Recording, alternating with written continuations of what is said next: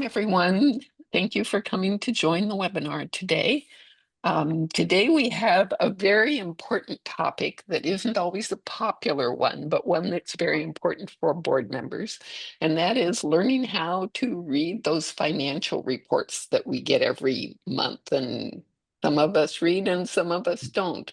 But as a board member, you have a fiscal responsibility, and understanding what's happening with finances is part of that and something that's very important for everybody to know. And fortunately, we have two really knowledgeable people today, John Dildesso, who is treasurer for Corfa, and Willem Stoller, who is past treasurer for Friends of Tualatin and has a lot of nonprofit background besides that. They'll introduce themselves more thoroughly in a moment. Before we get started, please introduce yourself in the chat, put your name and the refuge that you're from there or the organization that you're from. Tom Worthington, will you talk a little bit about the August webinar? Yes, I'd be happy to. Thanks. And my video is not working right now. Otherwise, you'd see my pretty face. So on August 27th at 2 p.m. Eastern time, well, let's see, 1 p.m. Central, 2 p.m. Eastern, we will have a webinar on finding common ground. We have Ryan Verdon, who is an engaging and practical speaker on cultural literacy. He's going to help us find common ground, foster alignment rooted in shared values in a time of increasing polarization and burnout. This session is going to offer us some tools and strategies to move beyond surface level agreement and make deeper connections, strengthening with communities in which we find ourselves living. It's going to be for friends groups to find partnerships in their local communities, how to address issues of diversity and challenges, especially given the new dynamics of our world. So it's going to be an interesting webinar, and Ryan is going to be also continuing this discussion with 3 additional webinars that are going to be free to everyone to join on how to lead with purpose and building stronger, more dynamic, community-engaged friends groups with non-traditional partners. More about that will be coming, but that Ryan is going to increase our opportunity to take deep dives in how to find common ground and connect with more diverse audiences. But the first webinar will be August 27th, and you'll see that in the regular Refuge and Corfa information that you usually get. Thanks, Cheryl. Thank you, Tom. Also, I'd like to welcome, we have some of the new NWRA board members I noticed have joined, and I'd like to welcome you and thank you for taking the time to join our webinar, both sponsored with Corfa and NWRA. With that, if you have questions as we go along, please put them in the chat. John and Willem will take questions at the end of their presentation. And with that, I'm going to turn it over to John. Okay. Start sharing, please. Good morning for those in the West Coast, and everybody else, good afternoon. Okay, yeah, I'm John D'Alessio, and I'm currently, as pointed out, I'm treasurer of Corfa. I'm also treasurer of the Friends of Midway Atoll, and I used to be treasurer of the Friends of Bosque. I did that for 4 years, and now I'm vice president. Before I retired, I was also a CFO for a nonprofit out in California that did social service stuff, very far from environmental and refuges, but still very satisfying. And before that, I spent about 30 years in the for-profit area. I was treasurer of a Fortune 500 company, among other things. So I've been doing this for a long time, and I look forward to talking to you about it. Willem? Yeah, I don't have the long financial experience that John has, but nevertheless, my background was mainly project management. I've spent 50 years in project management, but on the nonprofit side, this is the Corvice, the sixth board I've been a member of, and I've been treasurer in a total of 9 years for two friends organizations. Okay, next page, please. Okay, what we're going to do here is, the financial statements are, as pointed out, it's sort of your major measurement, objective measurement of how you're doing. And, we'll be talking a little bit about the purpose and of the other financial statements and how we interpret them. And then also a little bit more detailed, talking about restricted funds, which are a unique thing in the nonprofit world. And also, one of the important things about when you're using and interpreting financial statements is not just necessarily what they are today, but what are the trends going back, and a little bit about going forward as well. Next slide.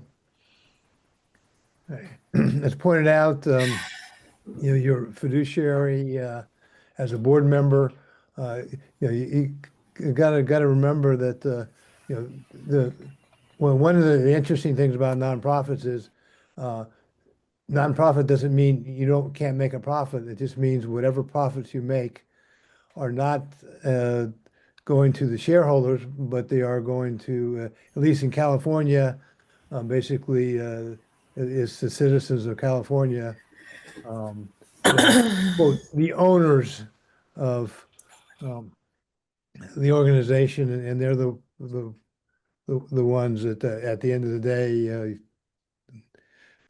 who you have the fiduciary responsibility as a board member. Okay.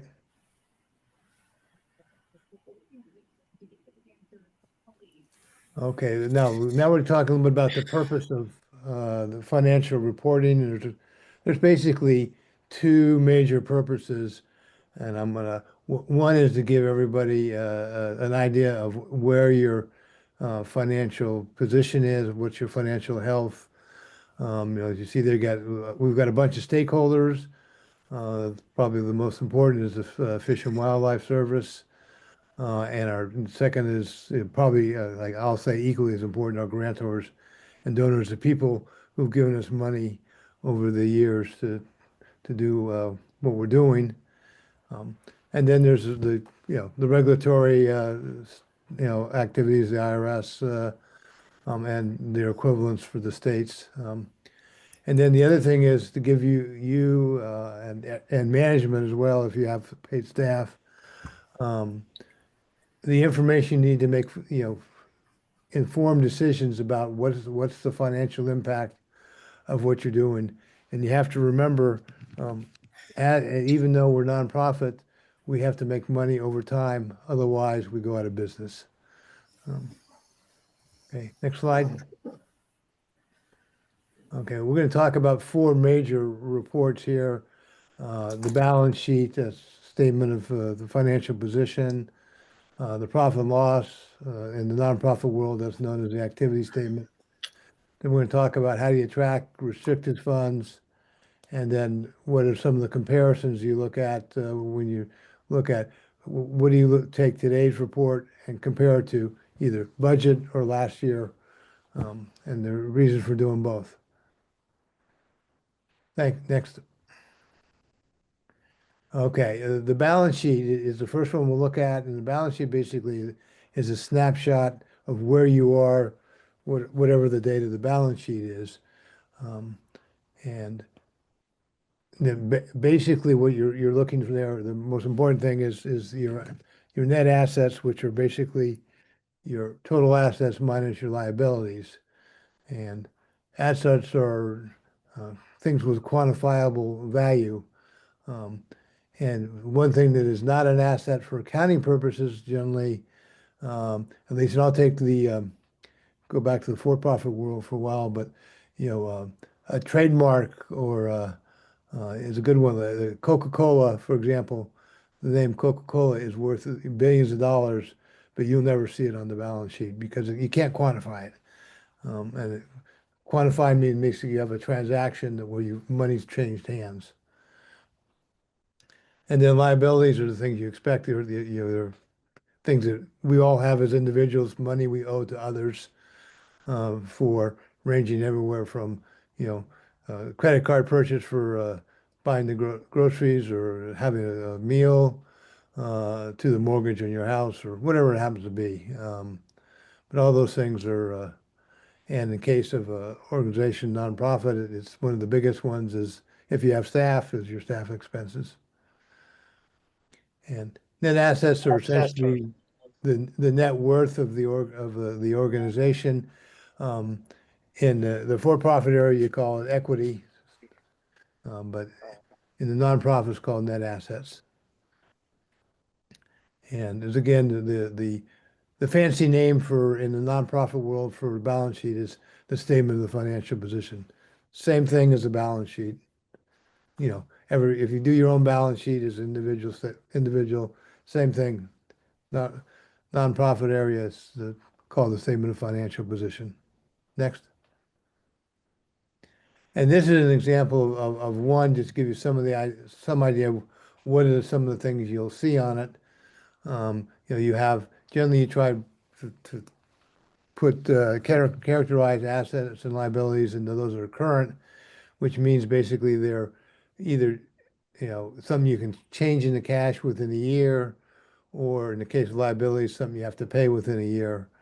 And some common current ones, of course, your bank account, your accounts receivable, and if you have a nature store or something like that, generally the inventory for the nature store would be in there.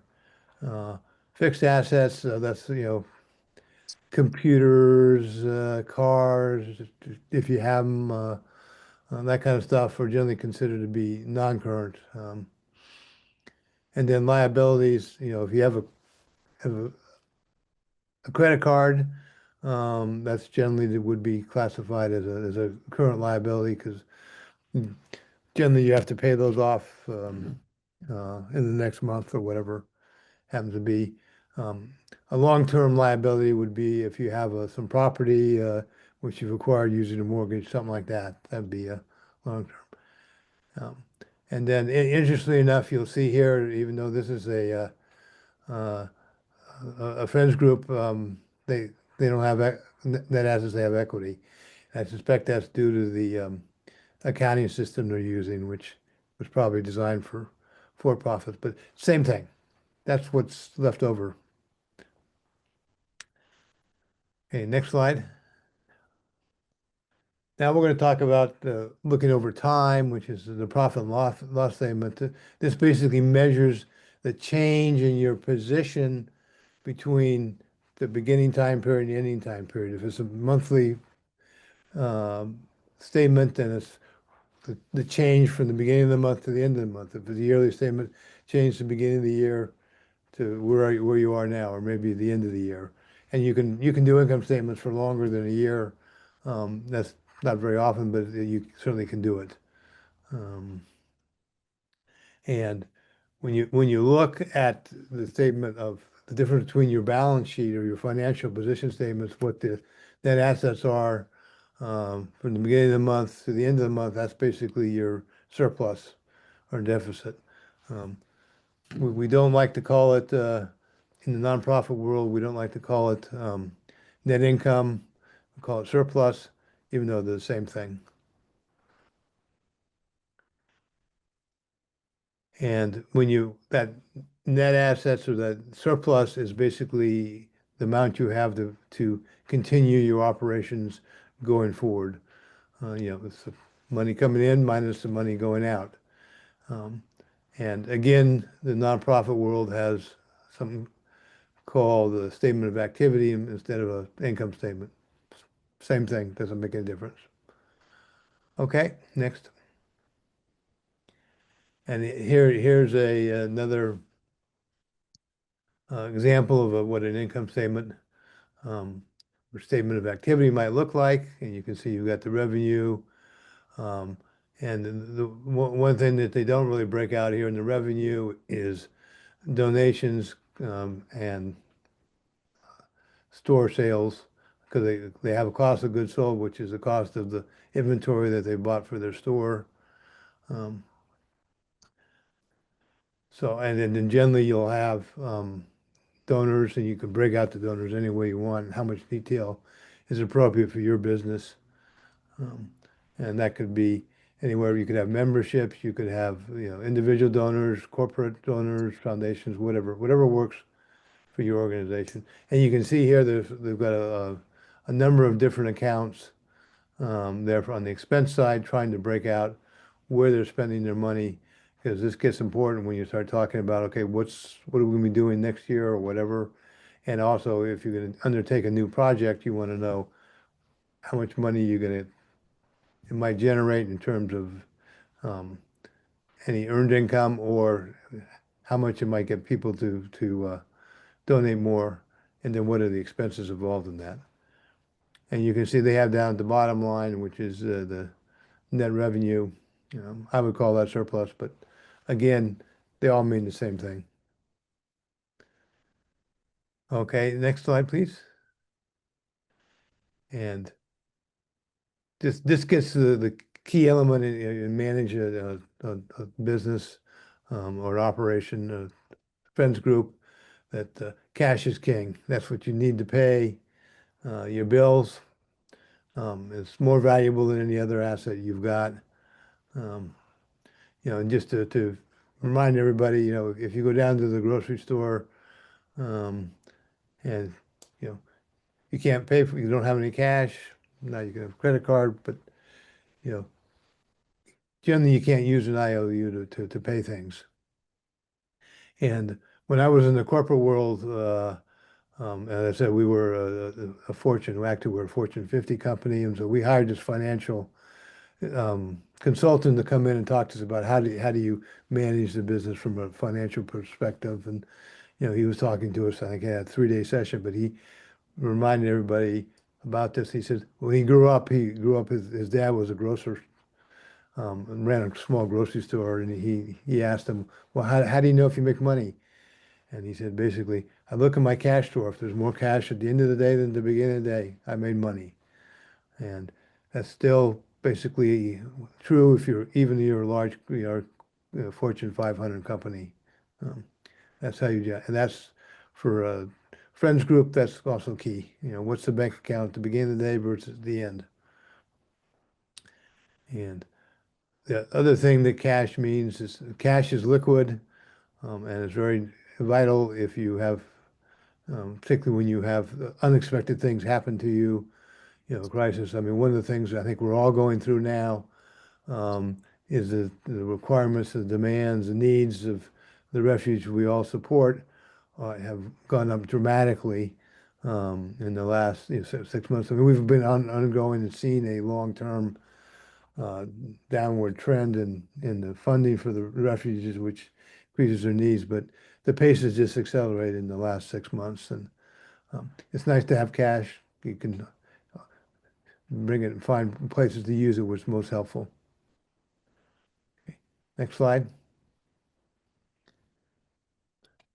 Okay, now when we talk about what our net surplus looks like, there's 3 kinds of categories that you can have.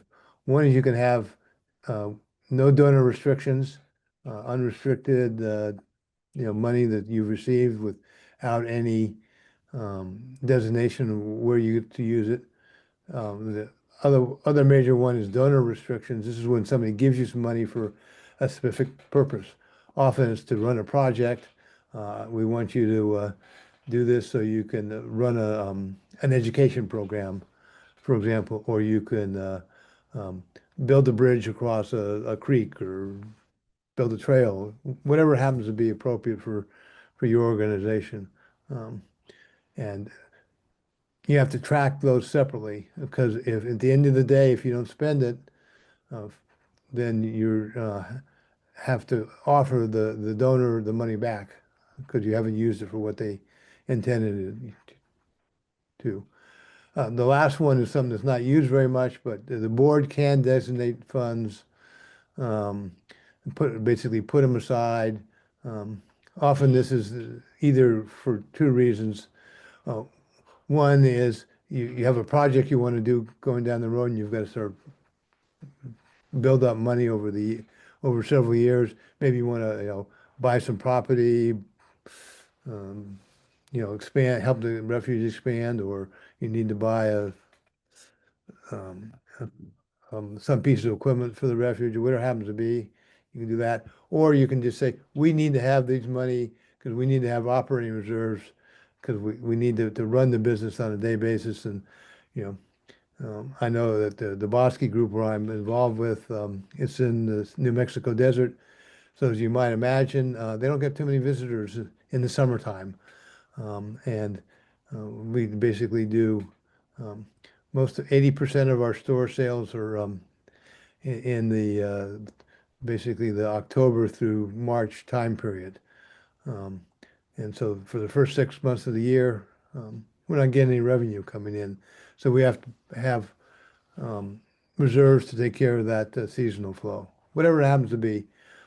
Or you just might want to have a little money left over, and just in case, what they call a rainy day fund, something you can draw on if you need to. Okay, next. Okay, get this talk a little bit more about restricted assets. As I mentioned, money given to you for a specific reason, a specific purpose, and they can only be used for that purpose. I know one of the organizations I'm with that looks like somebody gave us $120,000 to do a project, and the project's not working out the way we intended, so we're going to probably stop the project. You don't want to spend good money after bad, but we're not going to spend all the money that they gave us. So we're going to have a conversation with them about what should we do with the money we have left over. And the first thing we're going to do is we're going to offer to give it back to them. And of course, what we're hoping is they'll say, "Oh, keep it, use it for some other purpose." But that's got to be their decision. You can't unilaterally make it yourself. And the other thing is you cannot take restricted money and then put it into your general operating funds. This is a classic how do you get yourself in trouble situation, like this money we got. If we got that $120,000, if we take it and use that to pay payroll, we'd be in deep trouble. So you never want to do that. And the way that will show up on the financial statements is you'll have a negative unrestricted funds balance. You have a positive restricted funds. You may be, and the overall may be positive. You may have a positive net assets, but if the unrestricted are negative, that's a big red flag. And if you see your organization in that situation, then you need to get on that right away. Okay. Next slide. I guess that's where I take it over. Okay, go John, for it. thank you. Thank you, Dad. And one important thing I noticed, of course, doesn't matter if you use just a spreadsheet or you're using something like QuickBooks, you need to track your expenses with a fair amount of detail. And so I wanted to stress again, what do you need to write down, what do you need to document for each expense? It's first of all the type of expense, and that's usually specified in the chart of accounts. What do you have? A payroll account? Do you have a consulting account, etc.? So the type of expense is important. And what funds are you using to pay that expense? Are these unrestricted funds or are they restricted funds? If they are restricted funds, then you need to note from which donor or grantor this money is coming from, because you can't mix a restricted fund from different grantors or donors. It needs to be taken out of that money restricted coming from that particular grantor or donors. Or you want to identify if it is designated funds, although like John indicated there is fathers use, but if you have that, then you want to specify, hey, I'm taking this out of my rainy day fund or whatever. Of course, you need to note down the amount, the description, and the date. And then finally, also what program does the expense fall under? You have a number of programs, and I like to split them in two types. Some are mission-related programs, like advocacy, a bird festival, or what other type of house festival you might have, direct assistance to the refuge via you're handing money directly, pay particular things like paying to repair a pump, pay for different things that the refuge needs to do. If you're spending money on restoration, particularly buying plants, education, those are all related to your mission as a friends organization. However, in order to do that, you need to have a number of enabling programs, because you need to be able to fund that, and the enabling programs do that. The general administration, of course, is important. Generally, that is relatively small, unless you have paid staff like an executive director. Of course, that will take the largest chunk out of your general administration. Any expenses, any fundraising you're doing, that is a separate program, which you also need to report separately to the IRS in your 990. Membership, that's an enabling program. Of course, the money coming in from the membership allows you to do other things like pay for the general admin and pay for other things mission related. And then your nature store. The nature store, the money coming in is unrestricted funds you can use for all kinds of purposes, including mission-related programs or just programs to keep your organization going, like your website expenses, legal expenses, etc. Now, John mentioned before, trends are important because it takes out the seasonality. As we know, for example, in December, when you look at the nature store, you typically have much higher sales in December because people like buying gifts for Christmas than you have in the middle of summer. So you're looking for seasonal patterns. And here's just showing an example. When you have your unrestricted donations, if you just see it like that, you see clear indication here. I'm getting quite a lot in December. I get very little in the spring here. So that is important to recognize. And when you look year after year, that helps you to figure out, hey, how am I changing from year to year? Am I doing better on my unrestricted donations, or am I getting less this year? Same for membership, nature store, etc. And that helps you to make the right financial decisions for each of those programs.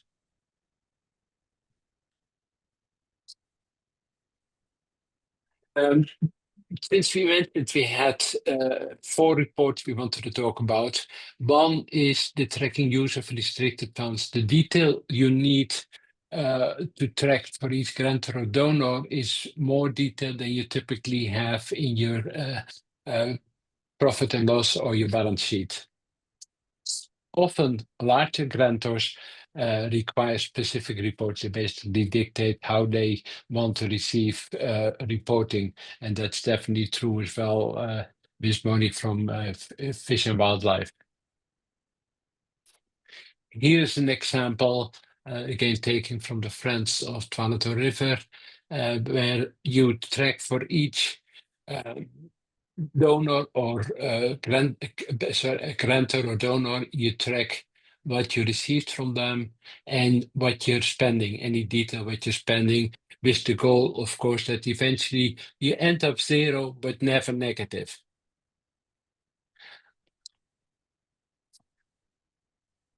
And in some cases, like we have an example here, the Photo Society, the society went away, but the money is still there, and we have to figure out what are we going to do with that restricted $3,000.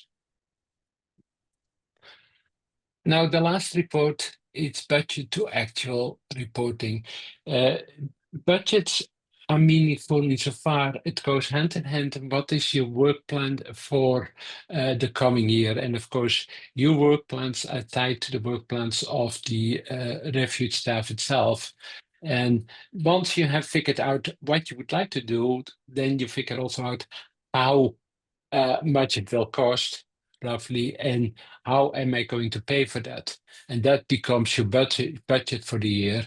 And then during the year, you want to track how well am I doing against the budget? Am I bringing enough money in as I desire in my budget, or am I falling short there? The same for expenses. Am I spending what is in my budget and what it's not? So it's a good expense control mechanism, and you typically, as a board, decide that nobody can spend any money outside of the budget without board approval. Usually you have an exception in order to make things a little bit more flexible, where someone like an executive director or a president can spend a certain amount, say $1,000, on things without having to get approval from the board. But in general, any group within the organization can only spend what they have within their budget unless they get approval from the board to spend more. And here is just an example. You do that by the different groups. I showed here 3 of them. There are typically more, but I wanted to have a simple report here. And it shows you how you're doing actual versus budget. You can make it a little bit more fancier to see percentage difference, but that starts becoming a very large report. But the importance here is, again, that you track, hey, am I overall bringing enough money to be able to do my plans, and do I control my expenses? Now, there are tricky things you sometimes get to deal with. For example, we typically had a situation that we would get money from Fish and Wildlife under an agreement, and that is restricted money, and we would get it, say, to the end of this fiscal year to be spent in next fiscal year. So if you do your budget normally, you don't see that, and you're looking at, if you got, say, 200,000 for restoration, and then in the year you're not getting any further income for restoration, and it looks, I'm very negative. It's why you have to include in this budget plan, this budget to actual plan, you have to include money which you're carrying over from the previous year to get a realistic perspective. Now, how do you create your financial reports? I have looked closely at a large number, about 180 so friends organizations, and I did that using the IRS databases. And I noticed that at least 60% of them are having revenue less than 50,000, which means they fall within what's called the E-card or 990, and a very simple reporting with the IRS. Where they don't need to provide any detail. They just have to confirm that they have less than 50,000 income. That means also that your tracking, your reporting of finances can be fairly simple and can be done in principle in a spreadsheet, unless you have fixed assets or grants. When you're having fixed assets or grants, substantial fixed assets, you definitely want to go using a tool such as QuickBooks. You can get QuickBooks fairly cheap using an organization called, let me see where I find it here, TechSoup. TechSoup is a nonprofit which provides software and hardware at very low cost to nonprofits. You just have to demonstrate that, prove that you're a 501c3, and you can get substantial discounts on many products. And one of them is QuickBooks. Now, if you're indeed one of those small organizations, you can really deal with sample spreadsheet. Again, if you have larger fixed assets, you have employees, or you're getting grants from organizations, you don't want to really do that in a spreadsheet. You definitely want to go to Intuit QuickBooks. Now, the trick, of course, with QuickBooks is the learning curve to use it, not the cost. If you get it through TechSoup, it is fairly cheap, and any Refuge can afford that. But it's somebody taking the time to get enough familiar with it so that they are able to enter the transactions and create the reports. But like I said, if you don't have that, if you don't have employees, you don't have large fixed assets or large grants, you can do it in this sample spreadsheet. And here I gave just an idea. With a sample spreadsheet like that, you are able to generate your different activity reports relatively straightforward. The balance sheet is a little bit more critical, requires a bit more manual, but it's all feasible to do that in a spreadsheet. If I could just step in here for a second, one other possibility is one of the personal money management software like Quicken or some of the others that if you have a small organization, it helps you do your checkbook, and then also you can build a fairly simple statement of position or balance sheet out of that. Yeah, and John, you're absolutely right. Not so much from a cost perspective, of course. If you use QuickBooks through TechSoup, you pay less than you would pay for a copy of Quicken. But it's the simplicity, because most of those are not double bookkeeping software, those personal softwares. But again, I would be careful if you have a more complicated situation where you have depreciation, you have payroll expenses, etc.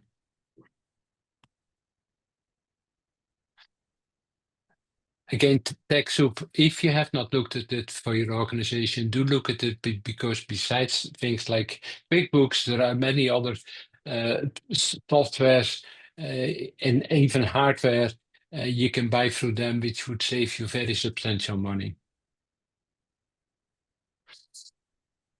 When you are doing your accounting, especially if you're a little bit larger organization, you have to follow the standards for accounting. The FASB is your typical standard for that, and you can find the details online, and there are many books on how to apply that for your organization. I noticed when I started as a treasurer, although I was familiar with profit accounting, I had to learn, of course, about non-profit accounting, where you're tracking the restricted versus unrestricted, and where you track it by program or fund accounting. There are many good books available from Non-Profits for Dummies, Non-Profit Accounting for Dummies, and also lots of books available for how to use Intuit QuickBooks for non-profit. Although it was not designed for non-profit, and it has some missing items, which I could go over, but that gets too much into detail, but would be happy to discuss that if you are interested. Just to give you an idea, depending on the size of your organization, again, when you look at defining requirements for the IRS, when you're a small organization, you file the 990N, and you have to provide no information. There are no schedules to fill out. When you're a mid-sized organization and you can get away with the 990EZ, as you see, that means gross receipts less than 200,000 and assets less than 500,000. You require some information. It's six parts of information, but it's typically high-level information, rolled-up information, and there are up to 8 schedules you have to fill out. Now, if you're part of the big guys and you're in your 990, in that case, you have to provide far more detailed information, financial information. It consists of 12 parts, and you might have to deal with up to 16 schedules. So that gives you a little bit an idea of where you fall as an organization and what that means from financial reporting for the IRS. Typically, the state reporting is minimal because the state reporting typically relies on the IRS reporting and wants a copy of your filing for the IRS.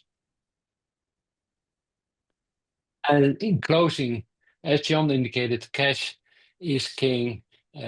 For any small business, be it non-profit or profit, is the cash flow, which is always the critical thing to keep the eye on, because that's where you tend to run into problems as a small organization.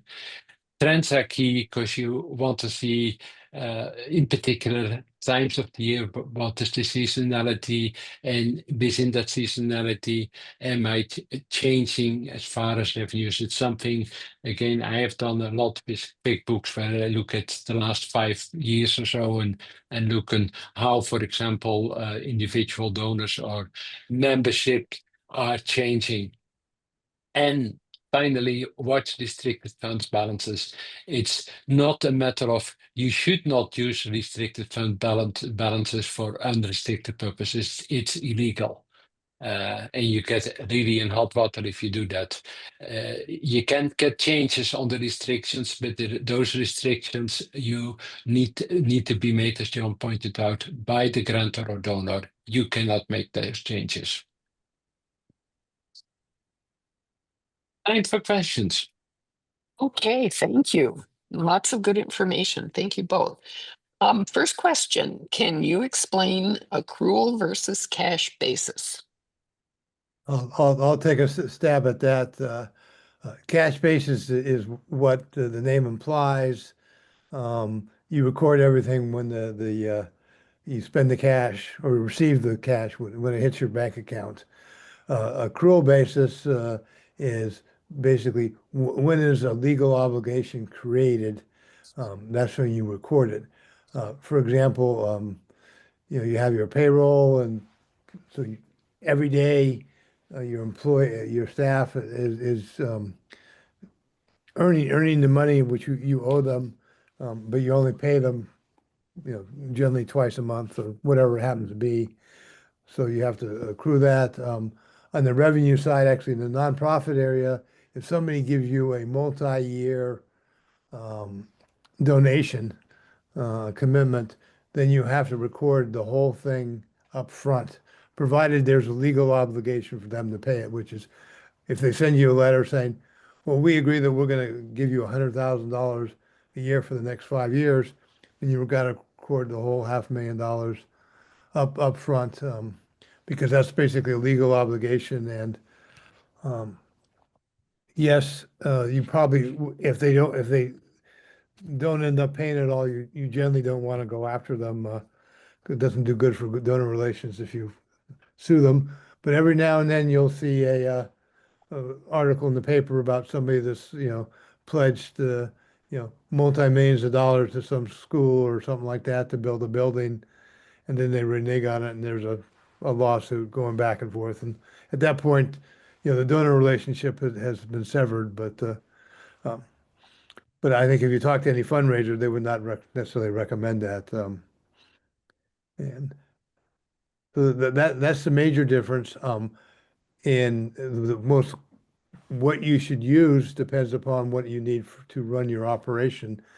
Even though under GAAP, that's the generally accepted accounting principles, which in our partnership agreement, at least the ones I'm involved with, we're required to follow. They do, the Fish and Wildlife does say you have to follow GAAP, but never really have them follow up on it. We have both the organizations that I'm involved with.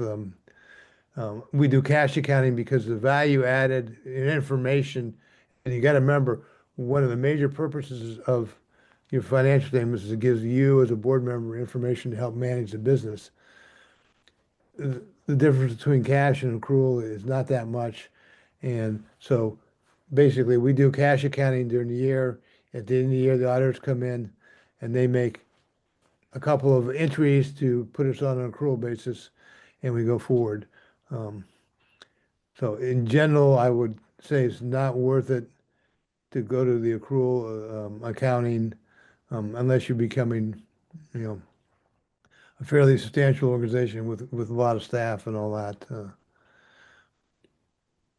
Yeah, although John, if I might chime in, we started immediately off at accrual in one organization, because it is very straightforward. In QuickBooks, there is not a lot more effort, accrual versus cash basis.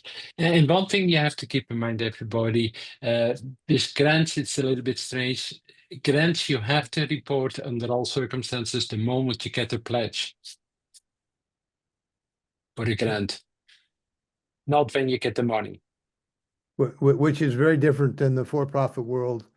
Uh, in the for-profit world, you can only record income when you've earned it. Um, and if somebody's giving you a multi-year pledge, you haven't earned it until the time comes up. But I don't think too many of us have multi-year pledges. I wish we all did. Correct. Oh, okay, thank you. The next question is, do you suggest a policy regarding accepting donations? I'd say yes. I think there are two major factors, at least. Who you get the donations from. There are some people who you might not want to accept a donation fund. Do they have a poor reputation in the community or beyond? And then there's what kind of donations you're willing to accept.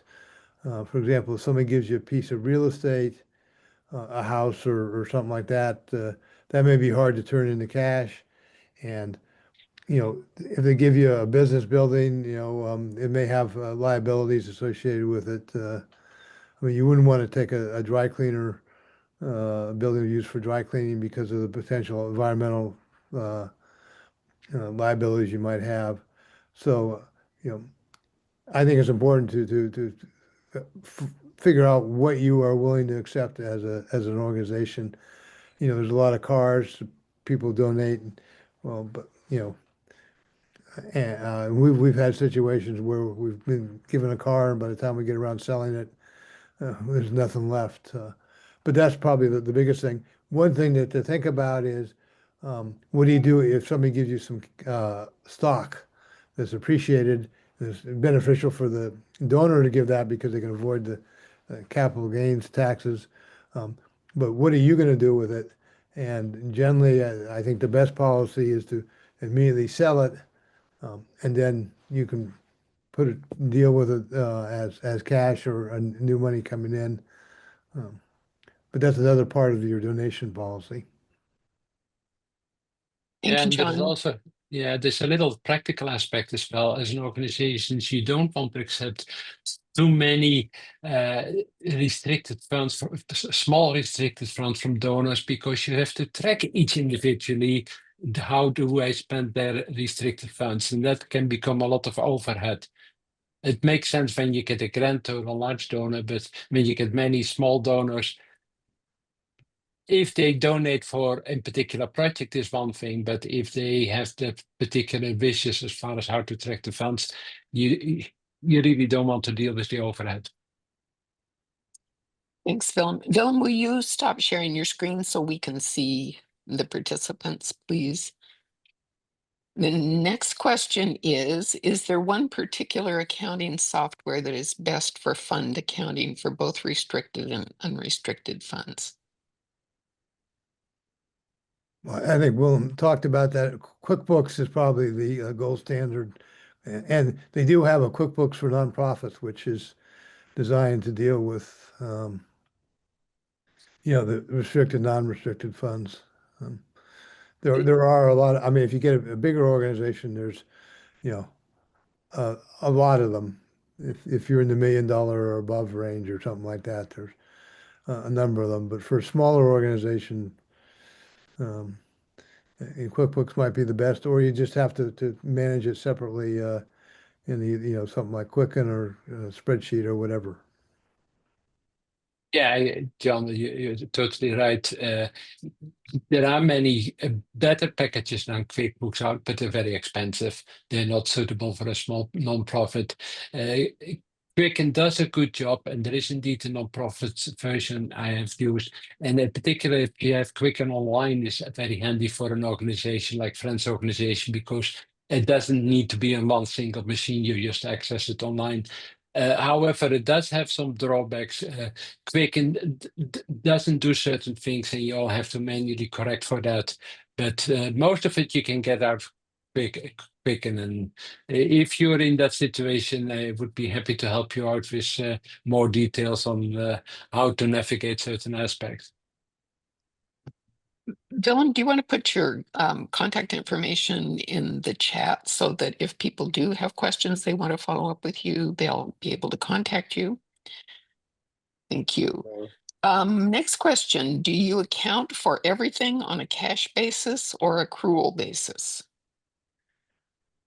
Well, that gets back again to what's the best for your organization. First of all, you do either one or the other. You don't try and mix them.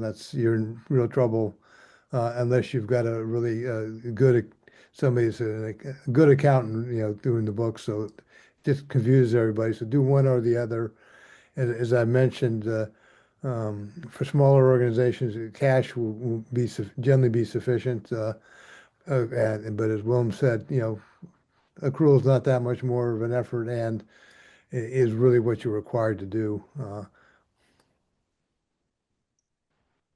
Okay. The next question is, do you recommend any best practices for a friend's treasurer to present the financial statements to the board of directors for easiest review and understanding? Well, That's a tricky. first thing is that if you have something like QuickBooks and you've got a chart of accounts, may have 50 different accounts you've got or something like that. Don't just print that out and give it to them because it's going to be too much detail. You want to summarize it. I go a lot towards generally. I try to break up the statement of activities, the income statement, sort of by function. So I'll put all the fundraising together. I'll put the store stuff together. If you have events, I'll put that. If you're doing some, refuge support or something like that, you put that separately. Trying to go to more a program approach. If you remember, Wilhelm talked about the different programs that they look at, and if you do a 990, you're required to break things out between programs and non.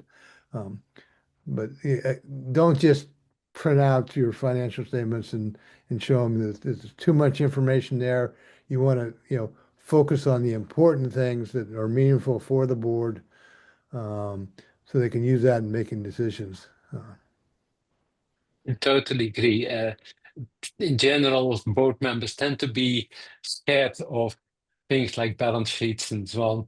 And so you definitely have to do some education for especially new board members, or I would say once a year, give them a refresher and keep the accounting simple. You can always, if they are interested in more details, you can always provide them with access, for example, to QuickBooks Online, where you can dive in all the way down to the individual transaction. But when people are not asking for that, summarize it, roll it up, and provide the essentials. Okay, thank you. What's the best way to use a bookkeeper? A lot of communications back and forth between um, the board and or the staff, if you have a bookkeeper, and you should also, as the board, decide how you want to organize things. As I mentioned, the chart of accounts, which has all the different kinds of transactions, like you got donations, and you can cut the donations many different ways. You can go by size, anything, under $100, under $1,000 or whatever, or you can do it by type. Are these individuals or whatever? But the board has to make that decision based upon what's most important for them. And to, and I guess just communications, working, with the bookkeeper on whatever the appropriate frequency is for the organization. I mean, Yeah, and going hand in hand with that, your IRS obligations, if you do the 990N, there is no problem. But if you have to do the larger ones, if you go outside for that, and I have done the 990 myself a number of times, there's good software available which allows you to do that. But if you use an accountant for that, that turns out to be fairly expensive. You're looking at least $2,000, and that is not including an audit. That is purely just generating your 990. So keep that in mind. It is possible to do it yourself with the right software. And again, I can give some hints for that. Okay, thank you. How can in-kind donations such as professional services or an RV or vehicle be valued and recorded correctly? I guess first of all, it's important to note that when you give a acknowledgement of the donation of an in-kind, is that the recipient organization does not value it. It's up to the donor to value it. So whatever you do in valuing it is for your own internal purposes. You should never give anything back to the donor saying, thank you for your, car worth X. You just say thank you for the car. Then basically the test is fair market value.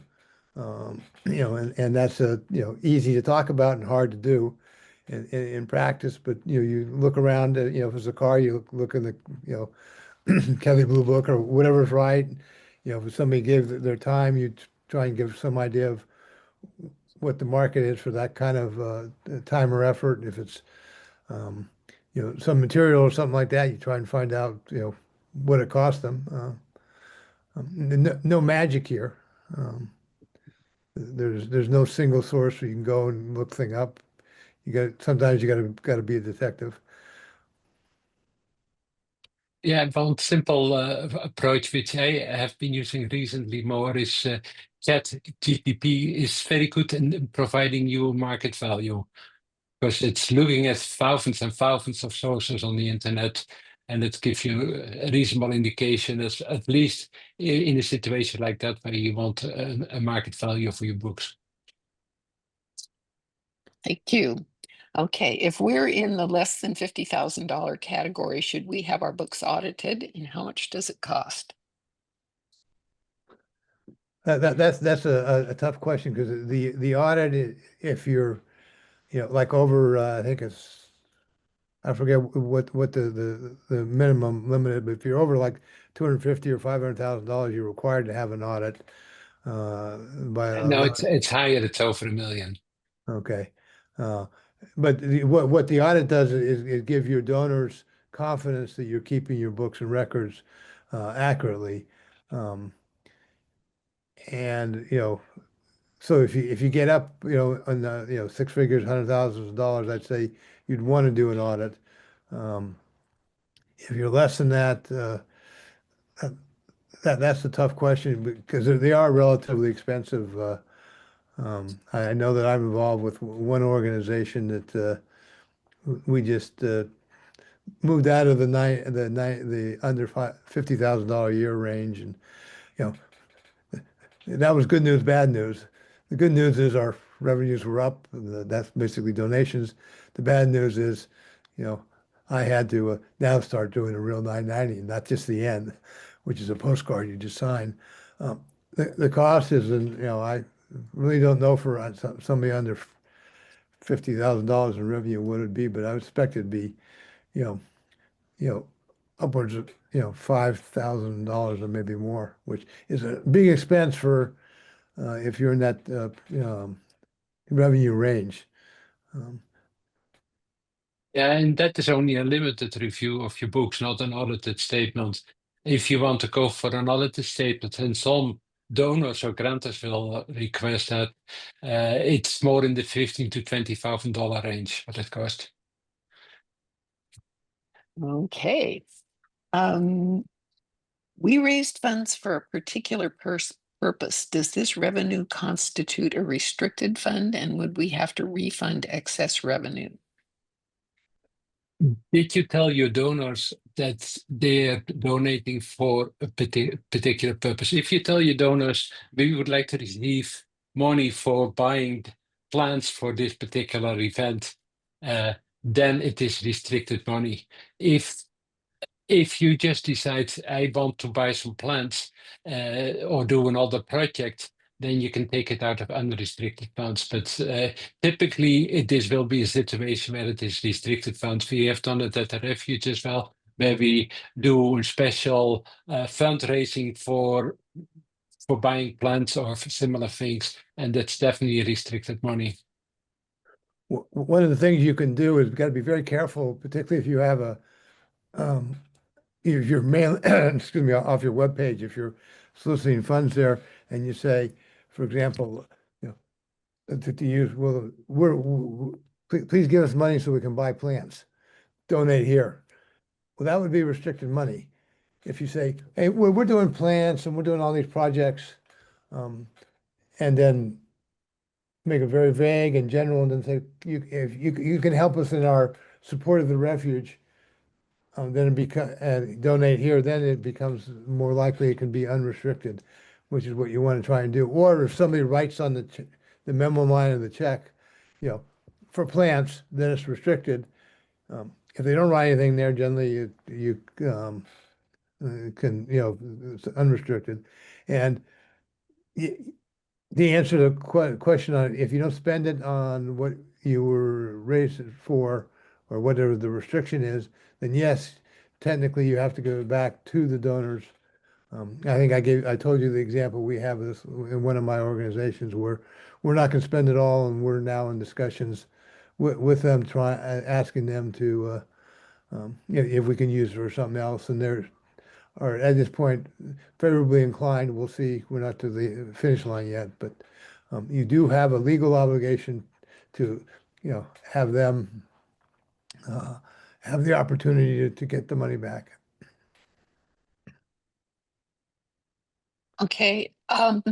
It looks like we have just a couple more questions. It looks like I know we're just past the top of the hour, so we'll try to get through the last couple of questions. It looks like our treasurer is leaving the end of the year. Can one of the other board members take on that position as well as their own? Yes, I mean, you can have a secretary treasurer, you can have combined tasks, particularly if you have a small board so that there's no legal prohibition against it. One thing you don't really want to have is somebody, is president and treasurer and everything else, as Willem talked about earlier, a little bit about spending authorities. You want to have some separation if possible.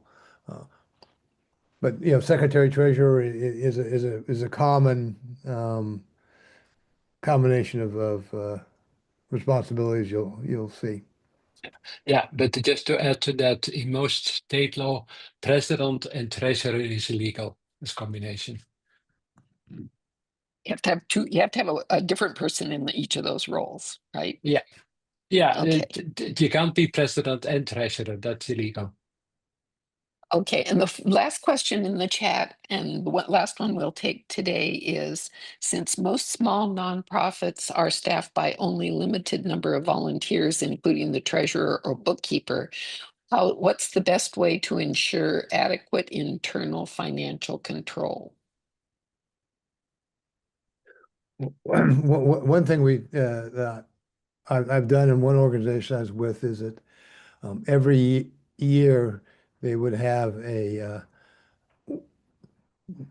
one of the board members who was not the treasurer would kind of do a review of the books. They just go through and check and make sure everything was recorded right and everything like that.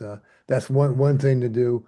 But on a more daily basis, you can have that you have a requirement of, say, more than one signature on either the check or the on a written approval ahead of time that then the treasurer would write the check against.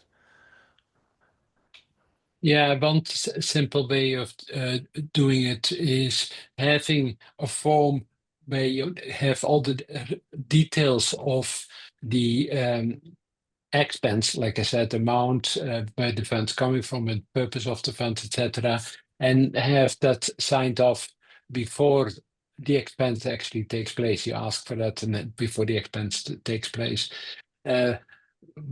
One other thing to add, indeed, it's great to check the books, and in particular check bank statements against the books, because those have to be in sync as well, and that's where you can get problems.